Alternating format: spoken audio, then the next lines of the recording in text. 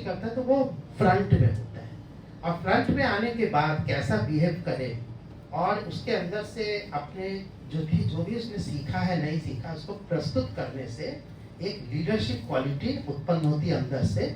इसके लिए हम लोग और भी प्रयास तरह तरह से सोच रहे हैं। अभी हम लोगों ने ये अपना सोचना बंद नहीं किया है, कुछ ना कुछ नया सोचते चले जाते हैं। ये सोचने का क्रम बना रहे, कोई प्रकार से ऐसा करें कि उनके अंदर एक लीडरशिप क्वालिटी डेवलप हो जिससे जीवन में आगे जा करके अपना निर्णय सही दिशा में ले सके। अगर क्वालिटी सही नहीं हुई तो वो गलत दिशा में जा सकता है या अनिर्णय की से।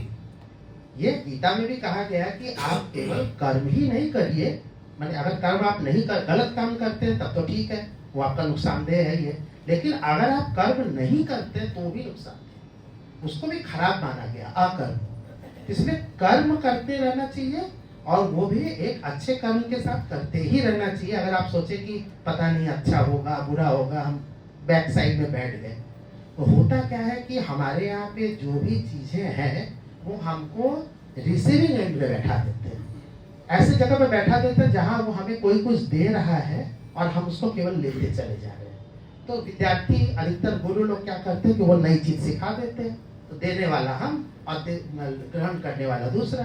तो इस तरह से उनके अंदर एक प्रवृत्ति केवल बन जाती है कि हम केवल लेने लगते हैं, और फिर उसको वापस दे कैसे, उन चीजों को आगे कहाँ तक ले जाए, क्या करें, ये चीज हम लोग समझ ही नहीं पाते हैं। और जब समझ नहीं पाते हैं, कुछ चीजें तो तय है कि जो आप सीखेंगे तो उसको आप परफॉर्म करेंगे, लेकिन परफॉर्म करने से आगे जाकर भी कोई चीज हो सकती है। हो सकता है कि आप उसमें से कुछ नई चीज सोचें।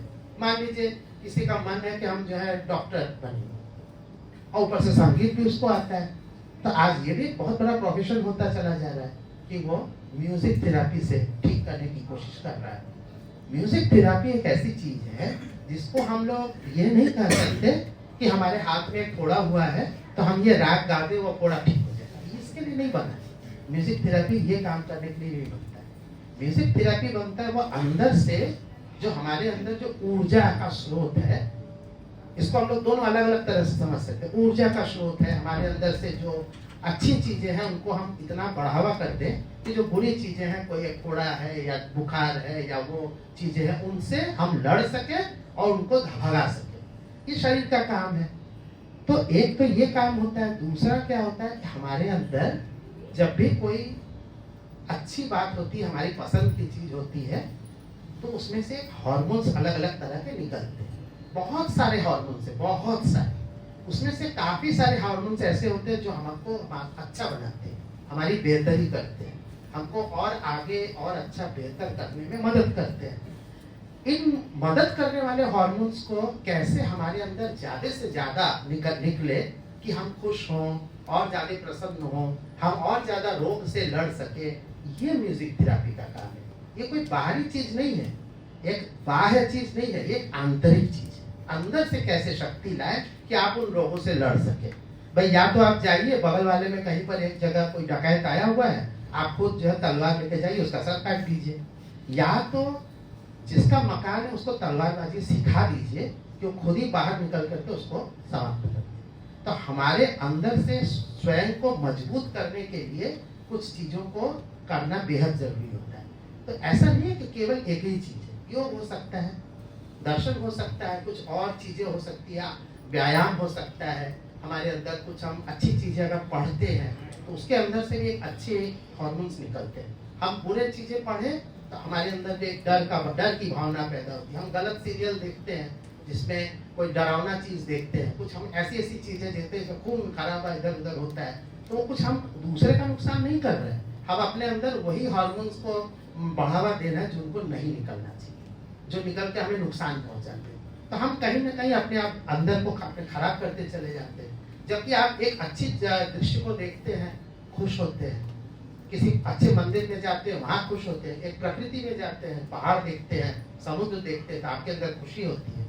संगीत में ये ताकत है कि वो हार्मोन्स को इतना अच्छा बैलेंस करती है और इतने ढंग से वो करती है कि आपके शरीर को निरोग बनाती चाहिए। और जो भी संगीतज्ञ होते हैं, अगर उसने सही संगीत की दिशा में अपने आप को बनाया हुआ है तो उसका स्वास्थ्य दूसरों की तुलना में बेहतर होता है। हम आपको एकदम खास बात फिर से दोहरा रहे हैं, ऐसा हम कम से कम 20 बार बता चुके हैं। आज हमारे छोटे भाई यहाँ पे आए हुए हैं जो कि LIC में ऑफिसर हैं। मैं जब कोविड के बाद किसी कारण से मैं गौरीगंज में जो लाइफ इंश्योरेंस कॉर्पोरेशन का परिसर है उसके अंदर में प्रवेश किया तो देख के आत्मा कांप गई। ओबिचुअरी जो कि जो लोग गुजर चुके हैं उनके छोटे छोटे फोटो लगाए थे चेहरे, इतनी लंबी फहरिस्त थी, इधर से लेकर वहां तक जो है कम से कम सैकड़ों चेहरे जैसे लग रहा था कि लगा दिए गए, क्योंकि वो कोविड में गुजर चुके थे। LIC में काम करने वाले लोग थे, स्वस्थ थे, उनकी उम्र 60 साल से ज्यादा की नहीं रही होगी। 60 साल के बाद तो LIC खुद ही कर देगी रिटायर हो जाओ, कहाँ रहेंगे वहां पे। लेकिन वो ओबिचुअरी का इतनी लंबी फहरिस्त देख करके डरावना था। थोड़े दिन पहले हम लोगों ने किसी और भी चीज में देखा ही होगा, दुनिया भर की चीजें देखते हैं, कितने लोग गुजरे क्या हुए। आपको बता दें हमारे यहाँ पे कितने सारे विद्यार्थी हैं, 250 विद्यार्थी हैं। कोविड में हमको ओबिचुअरी के रूप में एक भी बच्चे का, एक भी विद्यार्थी का कोई फोटो हमको लगाने या शोक व्यक्त करने की जरूरत नहीं पड़ी। तो आप कहेंगे कि ये क्या कोई बहुत बड़ी बात है? उनका बिल्कुल बड़ी बात है। आप जिधर जाइए कोई भी परिवार देखिए वहां पे कुछ न कुछ लोग निकल चुके हैं। ये क्या कारण था कि शिल्पायन परिवार में जो सारे लोग रियाज कर रहे थे, साधना कर रहे थे, उनके फेफड़े में ऐसी कौन सी बात पैदा हो गई कि यहाँ पे कोविड ने आक्रमण किया। आक्रमण तो कर नहीं था, सबको कोविड हुआ होगा। हमको लगता है कि यहाँ पे 90 या 95% लोगों को कभी न कभी एक छोटा बड़ा बहुत गंभीर कुछ न हुआ होगा, लेकिन लगाना नहीं पड़ा फोटो। इससे बड़ी बात क्या हो सकती है? तो इसको मैं समझता हूँ कि ये संगीत की ताकत है। आपको कुछ और समझ में आता है कि हम लोग कोई विटामिन की दूसरी गोली लेते हैं जो बाहर न मिलती हो तो अलग बात है, लेकिन हम लोग की जो विटामिन की गोली है वो संगीत की गोली है। तो ताली नहीं बजाएं। संगीत से इतनी बड़ी बात है और वो ताली नहीं बजाएं। एक छोटी सी बात और करूंगा। कोविड के बाद, कोविड की तरह 100 साल पहले एक और कोविड जैसा रोग आया था, इसको स्पेनिश फ्लू बोलते हैं। कहते हैं कि 100 साल बाद इतिहास रिपीट होता है। एक इतिहास तब भी रिपीट हुआ। आज 100 साल पहले 1920 के आसपास, 15 के आसपास, 1820 के आसपास एक बहुत बड़ा रोग फैला था वर्ल्ड में। कितने लोग गुजरे गए? 5 करोड़ लोग की कितना, अभी तक उसका पूरा डाटा नहीं मिलता। क्यों नहीं मिलता? क्योंकि उस समय वर्ल्ड वार चल रहा था। अब वो वार में मरा कि उसमें मरा कुछ पता नहीं चल रहा था। उस समय इतने सूचना क्रांति नहीं थी। लेकिन उसके बाद मानवता में एक से एक लोगों ने जन्म लिया। 1920 के बाद आप देखेंगे ऐसे ऐसे लोग हुए जिनको हम लोगों ने आज भी, थोड़े दिन पहले भी लोगों ने हमारे देश में भारत रत्न दिया, नोबेल पुरस्कार दिया। ये सारे जो बड़े बड़े विद्वान थे किसी भी फील्ड में, संगीत ही क्यों, संगीत, फिल्म, साहित्य, जिधर देखिए भारत में। विज्ञान तो खैर उसके बाद से आया ही है, कर दिया जाए तो गलत नहीं होगा। उससे पहले विज्ञान अपने बहुत शैशवावस्था में था। 1920 के बाद उस समय का कोविड जो था, स्पेनिश फ्लू, उस कोविड के बाद का जो समय था उसमें मानवता ने असली तरक्की की थी।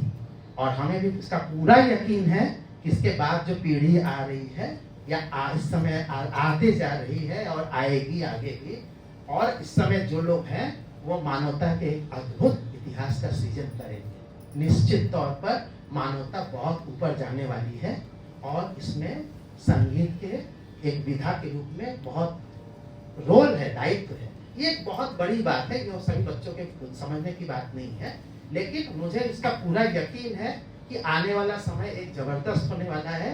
क्योंकि उस कोविड के बाद अगर ऐसा कुछ आया था और 100 साल बाद एक इतिहास रिपीट हुआ था, तो एक बार इतिहास फिर रिपीट होगा।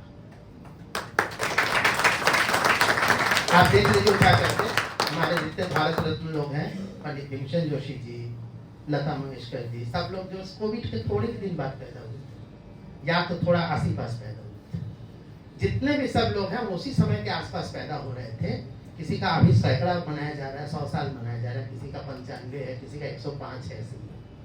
तो ये समय है, अपने प्रतिभा को पहचानिए, अपने अंदर की क्षमता को पहचानिए, खुद के आगे बढ़ने में योगदान करिए और साथ ही साथ अपने अंदर के होते हुए दूसरे लोगों को बढ़ावा दीजिए।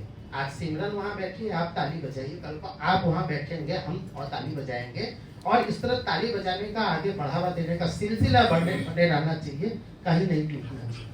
ये सिलसिला बना रहेगा, हम एक दूसरे को बढ़ावा देते रहेंगे, तभी हम बहुत आगे जा पाएंगे और मानवता को ले जा पाएंगे। हमारे विशाल भाषण के लिए आप मुझे क्षमा करेंगे। इसके बाद जो कुछ होने वाला है उसके बारे में हम थोड़ा सा छोटा से में बता देते हैं, अब ज्यादा नहीं बोलेंगे। एक डिब्बा यहाँ रखा है, इस डिब्बे में 3 नाम है। इस 3 नाम में से एक नाम जो अभी विद्यार्थियों को दे दिए जाएंगे वो चुनेंगे।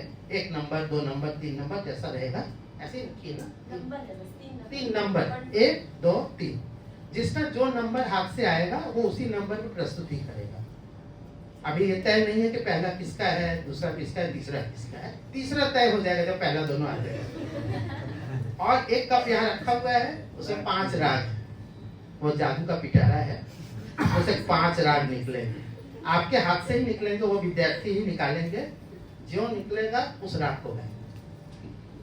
हमारे पास मैसेज आया किसी का, कहा कि आपने ये बहुत अच्छा काम किया है, इसी बहाने लोग 5 राग को पलट तो रहे हैं, नहीं तो सोचते हैं कि एक तो तैयार कर दे और उसको गा दे और पीट दे, काम खत्म हो जाए। बोले नहीं, अब आपको उनको पीछे पीछे पन्ना पलट के 5 राग का देखना। हाँ, 5 राग मैंने नहीं दिए, 5 राग उन लोगों ने स्वयं ही तय आपस कंसेंसस बना के, नहीं ये नहीं, अच्छा हाँ ये करके जब 5 राग में आ गए, उन्हीं 5 राग रखेंगे। आप ही की इच्छा के अनुसार है, अब देखना है क्या होने वाला है। और जब तक कि ये नंबर मैं पहले कर देता हूँ, जिससे कि कलाकार बैठ के तैयारी करें, और तब तक एक तैयारी बाहर हो चुकी है। यहाँ पे जो है सबसे पहले ये ईशाना बैठी है, एक उठा लो, एक रिधिमा और एक प्रज्ञा। इसका क्या नंबर बता दूं?